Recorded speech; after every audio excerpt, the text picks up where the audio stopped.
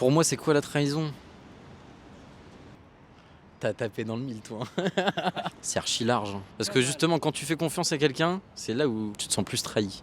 Je pense que le mensonge, il peut rentrer dans l'acte de trahison aussi. Pour moi, la trahison, c'est agir, parler ou même penser d'une manière en fait qui soit en désaccord avec ce que l'autre partie concernée attend. C'est pousser une limite qui n'était pas permise sans consulter l'autre avant en fait. C'est quelqu'un qui a trahi ma confiance, qui a perdu ma confiance. C'est quand la confiance elle est brisée, quand il n'y a plus de...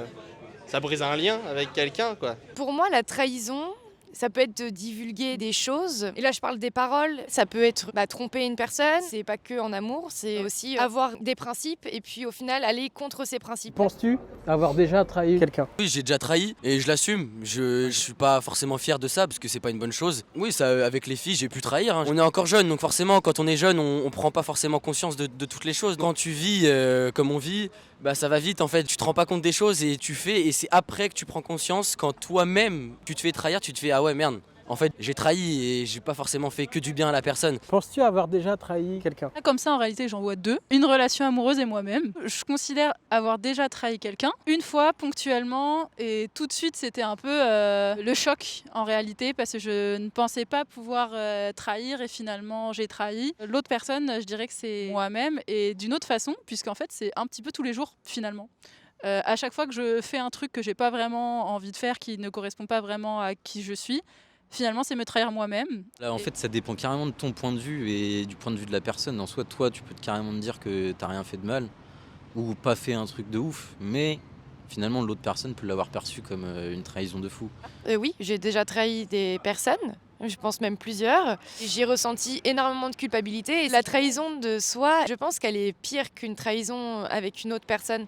Parce que l'autre personne, tu vas arriver à trouver des excuses, malgré tout, des raisons d'eux. Tu te vois d'une certaine manière et le fait de trahir, c'est plus difficile de s'en sortir et d'arriver à accepter qu'on s'est trahi soi-même. Quel type de trahison pourrait te faire le plus de mal entre la trahison amoureuse, amicale, familiale et professionnelle? Quand tu es dans un milieu professionnel, tu as un peu moins confiance en les gens directement.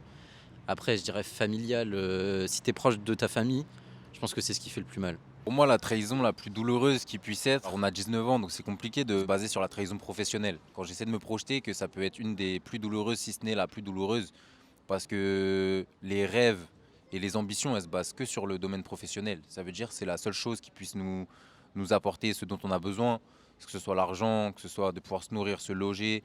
C'est la chose vitale, on va dire. Et finalement, c'est peut-être celle qui peut être la plus douloureuse parce qu'on peut baser des rêves sur des grands projets et en fait, ça peut très mal se passer et au final, ça peut être destructeur. Alors, entre ces types de trahison, en réalité, il n'y en a aucune qui dépasse l'autre. C'est plutôt la façon dont c'est fait. Pour moi, le pire truc, c'est le mensonge et la malhonnêteté. Et peu importe le contexte, en fait, peu importe le sujet aussi, que ça soit dans un contexte familial, amoureux, amical, professionnel. Dès l'instant, en fait, où on ment, où on joue un jeu, on fait semblant, où on est malhonnête, c'est ça qui compte et c'est ça qui, à mon sens, fait le plus mal et que j'ai le plus de mal à vivre, peu importe de qui ça vient finalement. Moi, c'est familial. Parce que ce soit mes sœurs ou mes parents, c'est des gens que je connais depuis que je suis tout petit, qui me connaissent mieux que n'importe qui au monde, qui connaissent mes défauts, qui connaissent mes qualités, qui me connaissent vraiment tel que je suis. Et que eux me trahissent, alors là, ce serait vraiment perdre un repère vraiment dans ma vie. Si par exemple ma sœur a un copain et que ce copain ne m'aime pas et qu'elle me rejette parce que ce copain ne m'aime pas, là je le prendrais très très mal. Je pense que c'est la trahison familiale qui me ferait le plus de mal parce que c'est les personnes que je connais depuis le plus longtemps. Ce serait vraiment la pire des trahisons à mes yeux. La trahison amicale peut me faire autant souffrir que la familiale parce que les amis, c'est un peu la deuxième famille. Je sais pas pourquoi, inconsciemment peut-être, dans le couple, la trahison, elle est toujours possible, entre guillemets. Alors que je trouve que familial, c'est de l'acquis. Ça veut dire que tu nais avec, tu as toujours des liens avec ces personnes. Et c'est ça qui est difficile avec la famille. Tu te reposes sur de l'acquis. Donc du coup, tu te dis, c'est les genres de personnes qui pourraient jamais te trahir. Les amis, ça va, ça vient. Le couple, voilà, tu galères, tu mets en place pour éviter la trahison. La famille, jamais. Donc quelqu'un qui te trahit en famille, pour moi, c'est pour ça que c'est le pire, parce que c'est le truc que tu t'y attendais le moins. J'ai pas vécu de grosses trahisons non plus, hein. C'est pas comme si j'avais vécu une énorme trahison, non, juste Moi, en vrai, la plus grosse trahison que j'ai pu vivre, en vrai, ouais, bah, c'est amoureuse, quoi. Ouais, bah, t'as une fille qui te dit certaines choses, qui te promet certaines choses, et puis d'un coup, bah, plus rien.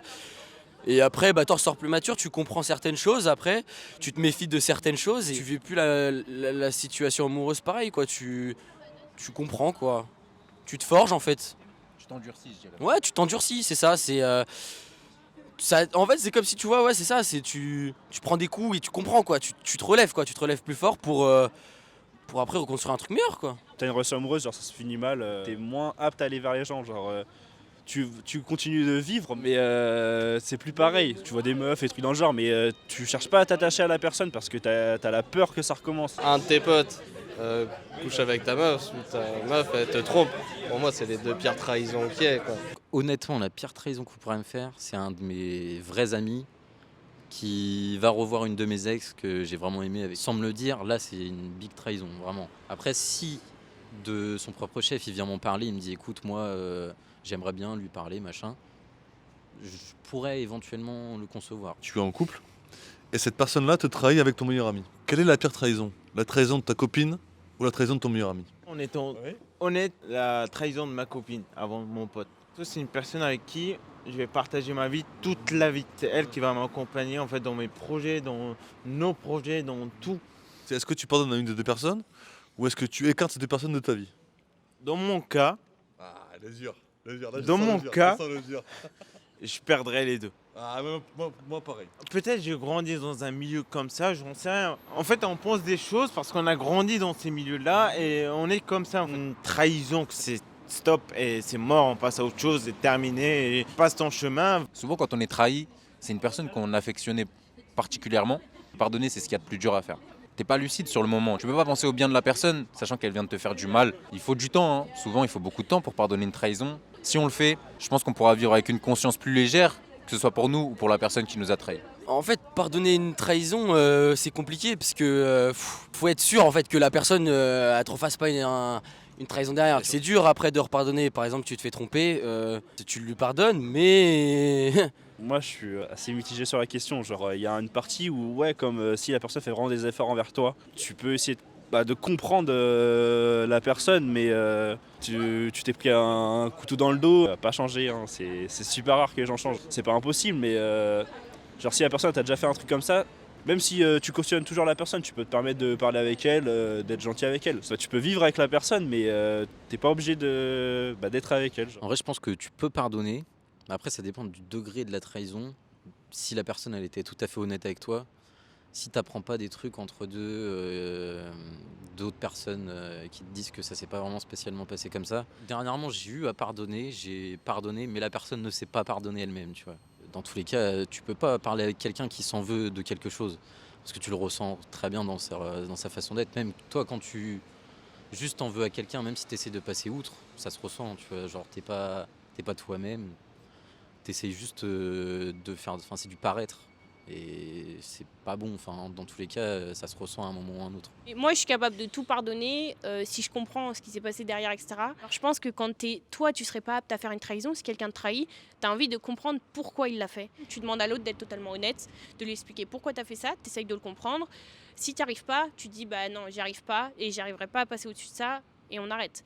Genre, tu essayes de comprendre et si ça en vaut la peine, faut qu'il y en ait un qui soit honnête et l'autre qui arrive aussi à comprendre et à passer au-dessus. Et je pense que c'est ça qui est le plus dur, c'est de passer au-dessus et de pas en vouloir toute la vie à la personne. Si on a dit à la personne qu'on pardonnait, faut réussir à passer derrière. Faut pas, après, pendant 10 ans, lui dire « oui, tu m'as fait ça, etc. » Ça, c'est pas pardonner. Donc non, si tu pardonnes, tu pardonnes. Après, je pense que de reconstruire la relation et la confiance, c'est compliqué après une trahison. Ouais, je pense que ça permet d'avancer, de comprendre pourquoi la personne elle a fait ça. Qu'est-ce qui s'est passé en fait? C'est toujours le pourquoi qui reviendrait. Je pense que si je devais m'adresser à quelqu'un, je lui demanderais pourquoi.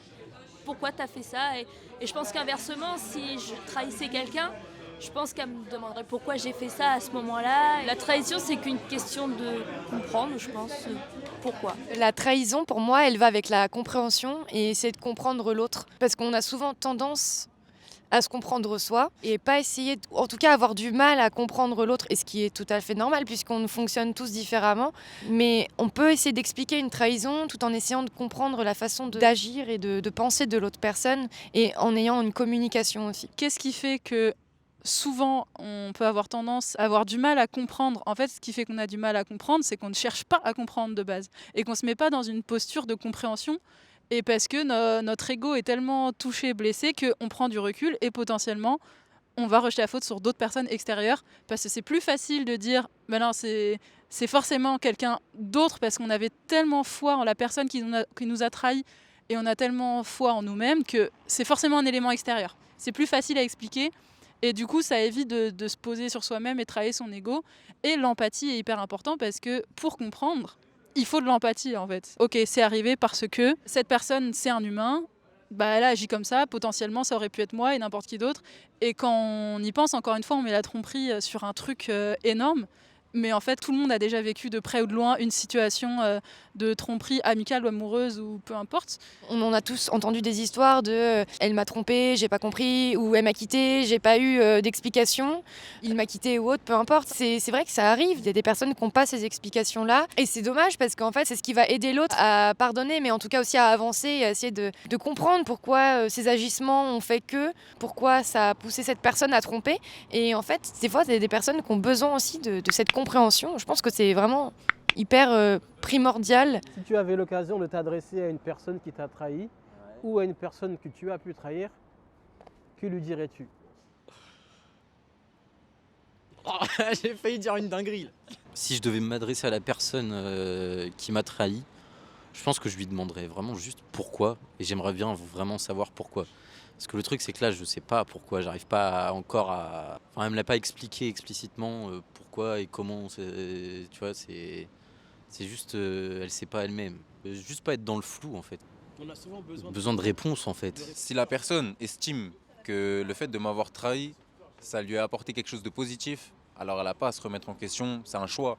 Et dans ce cas-là, elle vit comme ça, c'est très bien. Et après, c'est à moi de faire mon deuil ou d'avancer. Si la personne, elle estime que c'est pas une trahison pour elle, et voilà, ça rejoint ce qu'on disait tout à l'heure, c'est une question de choix. Dans ce cas-là, le pardon, le fait de le vivre comme une trahison, ça dépend que de soi-même. Dans l'autre cas, si les deux personnes pensent qu'il y a eu un trahi et quelqu'un qui a trahi, là, il faut parler, il faut communiquer. Il faut communiquer pour essayer de comprendre justement les choses, du point de vue de la personne et de son point de vue aussi de l'exprimer. Moi, si j'avais l'occasion de parler avec une personne qui m'a trahi, je lui en voudrais un peu, je lui dirais pourquoi tu m'as pas dit avant. Je pense depuis le début, c'est que la trahison, c'est penser, c'est réfléchir, etc. Donc tu aurais pu m'en parler avant, que ce soit en couple, en amitié, etc. Tu aurais pu me dire, bon bah voilà, ça je suis pas d'accord avec toi, je vais passer au-dessus, je vais machin, etc. Donc ça, moi, je lui en voudrais de pas m'avoir lancé des signaux avant. Une personne qui m'a trahi, je pense que je serais assez radical. Et je lui dirais, écoute, c'est très bien ce qu'on a vécu, que ce soit amitié ou relation, mais voilà, notre relation s'arrête ici. Puisque j'aurais beaucoup de mal à redonner ma confiance. Le pardon, même si je suis pour, j'aurais énormément de mal à le donner. Donc je lui dirais, voilà, c'était très bien, t'as fait ton choix, tu m'as perdu, mais tu rencontres d'autres personnes et on continue nos chemins de notre côté et puis la vie continue. Mais voilà, Moi, je suis quelqu'un de gentil, je leur souhaite le meilleur dans leur vie et il s'est passé ce qui s'est passé, mais ok, donc avec le temps, les plaies s'estompent, donc on passe à autre chose et j'avance en fait dans ma vie. Et pour les personnes que j'ai trahies apparemment, mais j'en connais pas apparemment. Franchement, il n'y a rien qui me vient en tête là tout de suite. Désolé, je n'ai pas fait exprès. Vraiment, j'en sais rien, mais vraiment. Déjà, si c'est moi qui trahis la personne, je lui demanderai pardon. Même si je sais que ça reviendra jamais comme avant, même si j'essaierai d'avoir son pardon. Et si la personne m'a trahi, j'essaierai de comprendre pourquoi à ce moment-là, elle m'a trahi en fait. Pourquoi à ce moment-là de sa vie, elle a décidé, entre guillemets, de finir notre amitié ou notre relation familiale ou amoureuse. C'est pas grave. Parce que ça arrive. Maintenant, encore une fois, c'est comment tu réagis avec ça. Qu'est-ce que t'en fais? Quelles leçons t'en tires? Comment tu réagis pour ne pas être dans un déni potentiellement et être dans une sorte de cercle vicieux où tu te rends même pas compte que t'as trahi et tu continues. Mais dans le fond, c'est pas grave. C'est peut-être facile à dire, mais non, en fait, non. C'est pas grave. Parce que c'est ce qu'on en fait qui compte. Quand on se fait trahir, c'est important aussi de dire à l'autre, écoute, ça arrive, c'est pas grave, parce que parfois l'autre, il culpabilise vraiment à fond Et c'est dur à vivre pour lui aussi, ou elle, ou elle. Et à l'inverse, c'est bien de se dire à soi-même, là, clairement, j'ai pas du tout agi comme il fallait, c'est pas grave, je me reprends. Et comment je me reprends? Si j'avais l'occasion de m'adresser à une personne qui m'a trahi, je lui dirais merci. Merci parce que je pense que toute trahison, malgré tout, fait grandir et m'a fait en tout cas mûrir. Donc merci, si tu m'écoutes, merci. Si j'ai trahi des personnes, je peux que leur dire je suis désolée, et si cette personne ou ces personnes ont besoin d'une compréhension que je n'ai pu leur expliquer à l'époque ou même si ça a pu être récemment, je suis désolée et j'ai toujours été ouverte à m'expliquer. Voilà, je suis là, je suis là.